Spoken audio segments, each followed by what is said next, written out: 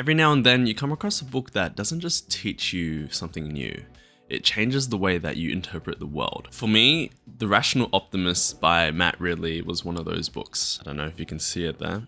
Before reading it, I quietly believed that the world was on a decline. Not in some dramatic end of the world apocalypse sort of way, but in the subtle background belief that humanity had taken the wrong turn somewhere, and that life used to be simpler, better, and more harmonious back in the day. I believe that modern life was basically us running on borrowed time. And this book challenged that idea in a way that I never expected. I had always heard and honestly just absorbed the idea that we are destroying the planet, that climate change would completely wipe us out, and that society was getting worse and worse as the years went by. I mean, it kind of felt like common sense. There was more pollution, more conflict, more stress, more complexity than before, it seemed. Meanwhile, the past seemed easier to imagine as a human-friendly time. We had tribes, nature, community, slow living, and I never really questioned that narrative, that belief. It just felt like the default for me. But when I picked this book up, something shifted. Ridley definitely doesn't try to sell that everything is okay and rosy. What he does show though is that through actual data and history, the long arc of human history and life has actually been improving, and quite dramatically. We're talking life expectancy, poverty rates, food security, child mortality, access to medicine, education, and clean water. If you actually look into the numbers over the past few hundreds of years, they don't paint a picture of decline. They actually show steady, consistent progress. Seeing that laid out right in front of me forced me to reevaluate my belief. From the book, there was one idea that stood out above the rest for me, and it was that human progress comes from exchange, from cooperation. And not just of trading of goods, but trading of ideas, skills and solutions with each other. And once I started paying attention to this, I noticed it everywhere. The device that you're watching this on, thousands of people have contributed to it. And the food that we eat, we're talking about a global chain of, farmers, logistic workers, scientists, engineers, and retailers.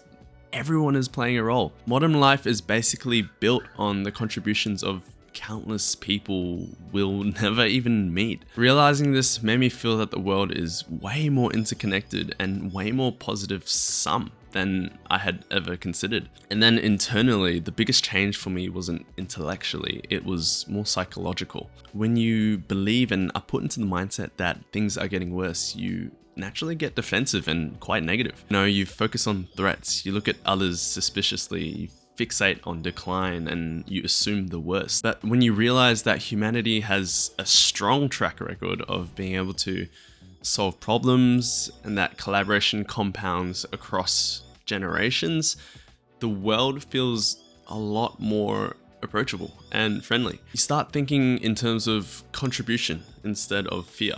Love instead of fear. That was the biggest shift for me. And then another big one was that Ridley also reframed the way that I see capitalism. It's such a contentious topic, but it made me realize that it's not ruthless competition, but a system that's built on voluntary cooperation. At its core, capitalism is specialization, it's exchange, mutual benefit for everyone involved. You do something you're good at, I do something I'm good at, we both trade, and we both benefit at the end of it. I mean, obviously it's far from perfect. Nothing is perfect. It needs guardrails, but when it works, it works. On balance, it's created way more positive sum scenarios than, the negative sum that I used to believe. And this definitely helped me view the modern world in a much more constructive lens. So yeah, the world today can definitely feel like a very overwhelming place because of the way that negative stories get the most attention. We hear about crises and disasters way more than scientific solutions. But having this more balanced and evidence-based view